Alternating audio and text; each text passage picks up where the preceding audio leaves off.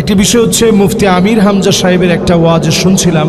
নবীজি সাল্লাল্লাহু আলাইহি সাল্লামের স্ত্রী হযরতে খাদিজা রাদিয়াল্লাহু তাআলা আনহা সম্পর্কে তিনি বলেছেন, উনি কখনো নামাজ, রোজা, হজ, পর্দা এর কোনোটাই তিনি করেননি। এই আলোচনাকে কেন্দ্র করে কিছু আলেম সমাজ নেতিবাচক মন্তব্য করেছেন। আমরা কোনটা সঠিক এটা জানতে চাই, আপনাদের কাছে পরিষ্কারভাবে বুঝিয়ে বলবেন। অত্যন্ত গুরুত্বপূর্ণ বিষয়। খাদিজা রাদিয়াল্লাহু তাআলা আনহা রাসূলের জন্য সব দিয়েছেন, ইসলামের জন্য অত্যন্ত প্রহরী ছিলেন তিনি, রাসূলের দুর্দিনের সঙ্গিনী ছিলেন তিনি। তখন নামাজ ফরজ হয় নাই।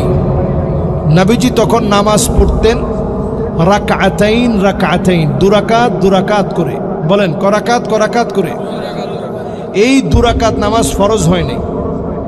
তাতাওয়ান, আল্লাহকে খুশি করার জন্য দুরাকাত নামাজ পড়তেন। এই নামাজ আম্মাজান খাদিজা রাদিয়াল্লাহু তাআলা আনহা নবীজির সঙ্গে পড়েছেন। পর্দা তখন ফরজ হয় নাই। হজের বিষয় তখন আল্লাহ তাআলা ফরজ করেন নাই। যে বিষয়গুলো বলা হয়েছে একটাও তখনও ফরজ হয় নাই। তবে এই বিষয়টার উপস্থাপন ভঙ্গি আরো সুন্দর হতে পারত।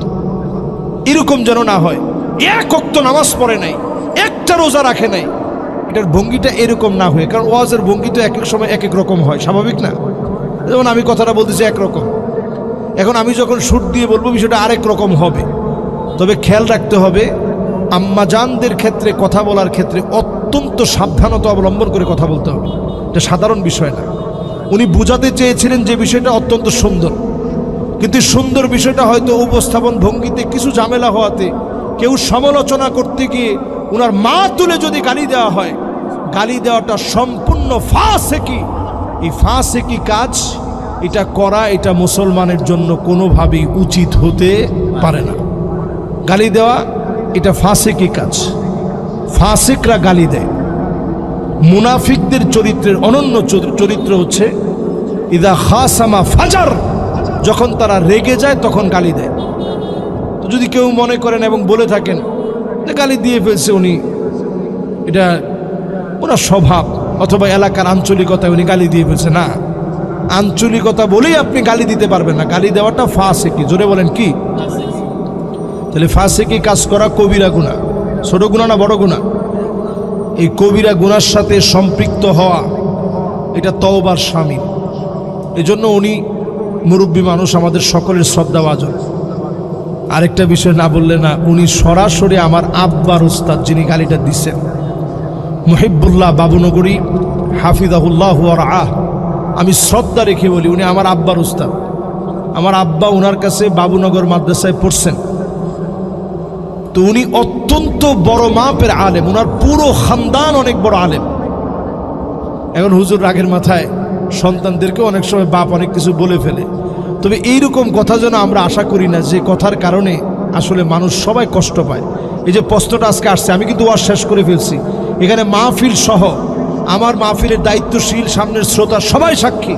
মাহফিল শেষ, মোনাজাত শেষ, এরপর আপনারা প্রশ্নটা দিয়েছেন দেখে আমার এই কথাটা বলতে হলো। এই কথাটা বলে আমি শেষ কথা এটাই বলতে চাই, হুজুরের কাছে আমরা ক্ষমা চাই। আমাদের যদি কোনো ভুল ত্রুটি হয়, তিনি যেন আদর করে ওনাদের ছাত্রদেরকে দিয়ে শুধরায় দেন।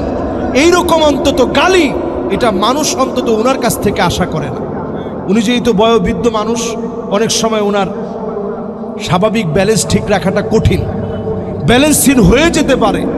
এজন্য ওনাদের আশপাশের লোকদেরকে বলবো, সব জিনিস আপনারা হুজুরে দেখাবেন না, হুজুরের সব জিনিস দেখাবেন না। দেখলেই উনি ওনার মেজাজ অনুযায়ী, জালালি তবিয়ত অনুযায়ী অনেক সময় একটু ক্ষিপ্ত হয়ে যেতে পারেন। সব ফেসবুকের নিউজ হুজুরে দেখাতে যাবেন না। হুজুরের খেদমত করতে দেন। এখন হুজুরের খেদমত হচ্ছে ওয়াহদাতুস সাফ, এই জাতির ভিতরে একটা ঐক্য গড়ে তোলা। এই জায়গার মধ্যে যেন আমরা ফাটল তৈরি না করি। মুহিবুল্লাহ বাবুনগরী হুজুর আমার বলতে গেলে যেহেতু আমার আব্বার উস্তাদ, তার মানে আমার তো বতরিকা আউলা আমার উস্তাদ। অসংখ্য আলেম না, লক্ষ লক্ষ আলেমের উস্তাদ, যারা বিভিন্ন জায়গায় বড় বড় মুহাদ্দিস, তাদের উস্তাদ হয়ে ওনার কাছ থেকে বিষয়টা শুনে আমরা একটু কষ্ট পাইছি না? এজন্য আমরা বলবো যে আলেমরা আসলে প্রত্যেকটা কাজ করার ক্ষেত্রে মেপে মেপে করা দরকার। ফানজুরু আম্মান তাখুযুনা দীনাকুম, ওই আলেমদেরকে লক্ষ্য করা উচিত যাদেরকে মানুষ অনুসরণ করে তাদের চুলার গোড়া থেকে শুরু করে পায়ের তালু পর্যন্ত ঠিক করা উচিত। তাহলে মুখের ভাষা কি বাদ যাবে? সবটা ঠিক করা উচিত। এজন্য আমরা কথার মধ্যে যদি কোনো ভুল করি, আল্লাহর হস্তে আল্লাহ আমাদেরকে মাফ করে দিক। আমাদের উস্তাদ মুহিব্বুল্লাহ বাবুনগরী হাফিজাহুল্লাহ ওয়া রাআহ হুজুরকে আল্লাহ তাআলা ক্ষমা করে দিক। আমাদের কথা যেন মার্জিত হয়, সুন্দর ভাষাভাষী হয়ে আমরা যেন ফাসিহুল লিসান হতে পারি, সুন্দর ভাষায় বাকপটুতার সঙ্গে আমরা যেন কথা বলতে পারি। আল্লাহ যেন তৌফিক দান করেন, পড়ে না আমিন। উত্তর পাইছেন তো আপনারা? এজন্য আমরা নিজেরাও গালাগালি না করি, কাদা সরাসরি না করি, ওনারাও আমরা মন থেকে দোয়া করি ওনার জন্য, যে উনি যেন ঠিকঠাকভাবে সুন্দরভাবে জাতির নেতৃত্ব দেয়। উনি আমাদের জাতির রাহবার। আল্লাহ যেন ওনাকে এই সময় কবুল করেন, কোনো ফিতনা যেন তৈরি না হয়। আমিন। আসসালামু আলাইকুম ওয়া রাহমাতুল্লাহি ওয়া বারাকাতুহু।